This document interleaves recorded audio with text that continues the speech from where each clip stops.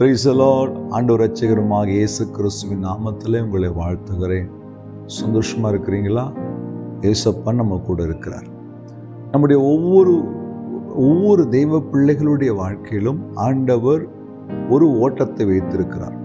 ஆகையால் தான் பவுல் சொல்லும்போது, நல்ல போராட்டத்தை போராடினேன், ஓட்டத்தை முடித்தேன். நமக்கு ஒரு ஓட்டம் வைக்கப்பட்டிருக்கு, நமக்கு ஒரு பிரயாணம் வைக்கப்பட்டிருக்கிறது. அந்த பிரயாணத்தில் நம்ம ஆண்டவரோடு கூட நடந்து அதை வெற்றிகரமாய் முடிக்க வேண்டும் என்று அவர் விரும்புகிறார். இங்கு கூட ஒரு தேவ மனுஷனை ஆண்டவர் எப்படி பலப்படுத்துறார் பாருங்களேன். 1 ராஜாக்கள் 19 அதிகாரம் 7 கர்த்தருடைய தூதன் திரும்ப 2ஆம் தரம் வந்து அவனை தட்டி எழுப்பி, எழுந்திருந்து போஜனம் பண்ணு, நீ பண்ண வேண்டிய பிரயாணம் வெகு தூரம் என்றார். சோர்ந்து போய் உட்கார்ந்திருக்கிற ஒரு தேவனுடைய தாசனை தட்டி எழுப்பி, நீ பண்ண வேண்டிய பிரயாணம் வெகு தூரம், கர்த்தர் உனக்கு ஒரு நீண்ட ஓட்டத்தை வைத்திருக்கிறார். உன்னை கொண்டு செய்ய வேண்டிய ஏராளமான காரியங்களை கர்த்தர் வைத்திருக்கும் பொழுது நீ இப்படி சோர்ந்து போய் இருக்கிறது என்ன? உங்களை பார்த்து ஆண்டவர் கேட்கிறார். கர்த்தர் உங்களை குறித்து ஒரு திட்டம் வைத்திருக்கும் போது, கர்த்தர் உங்களை நடத்துவதற்கு ஒரு பெரிய பிரயாணத்தை வைத்திருக்கும் போது, நீங்க சின்ன சின்ன காரியத்துக்கெல்லாம் சோர்ந்து போய் உட்காந்துட்டீங்கன்னா உங்க ஓட்டம் என்ன வருது? என் அன்பு தேவ பிள்ளைகளே, கர்த்தருடைய ஊழியர்களே, என் அன்பு சகோதரனே சகோதரியே, ஒவ்வொரு அழைக்கப்பட்ட ஆண்டவருடைய பிள்ளைகளாய் தங்களை ஒப்பு கொடுத்த ஒவ்வொருவர் வாழ்க்கையிலும் கர்த்தர் ஒரு பிரயாணத்தை வைத்திருக்கிறார். அந்த பிரயாணத்திலே அவர் நம்ம கூட வராரு. தாவீது சொன்னார் இல்லையா, மரண இருளின் பள்ளத்தாக்கில நடந்தாலும் பொல்லாப்புக்கு பயப்படேன், தேவர் என்னோடு கூட இருக்கிறீர். அதுதாங்க நம்பிக்கை, அதுதாங்க விசுவாசம். நான் நடக்கிற பாதையில, என் பிரயாணத்துல என்னை நடத்தி கொண்டு போகிறவர், என்னை நடத்துகிறவர், எனக்கு முன்பாக போகிறவர் ஒருவர் இருக்கிறார். என்னை கொண்டு அவர் செய்ய நினைத்ததை செய்து முடிப்பார்.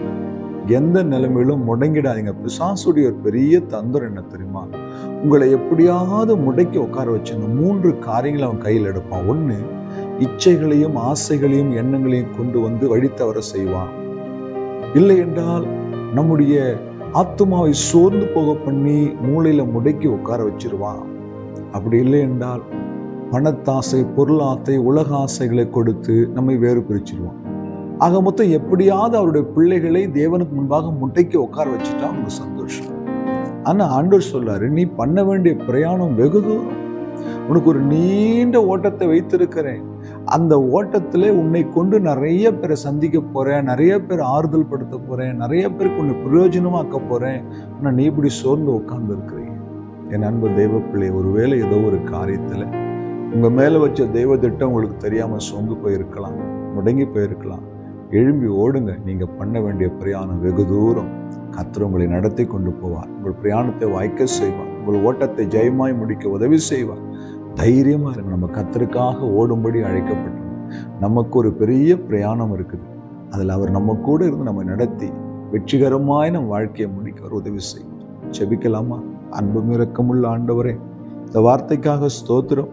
இந்த வார்த்தை கேட்கிற ஒவ்வொரு வாழ்க்கையிலும் கர்த்தாவே ஒரு பிரயாணத்தை வைத்திருக்கிறீர். அதை ஜெயமாய் முடிக்க ஆண்டவரே, அந்த ஓட்டத்தில் உம்மோடு கூட இணைந்து ஓட உதவி செய்யும். இயேசுவின் நாமத்தில் பிதாவே, ஆமென். அல்லேலூயா. God bless you.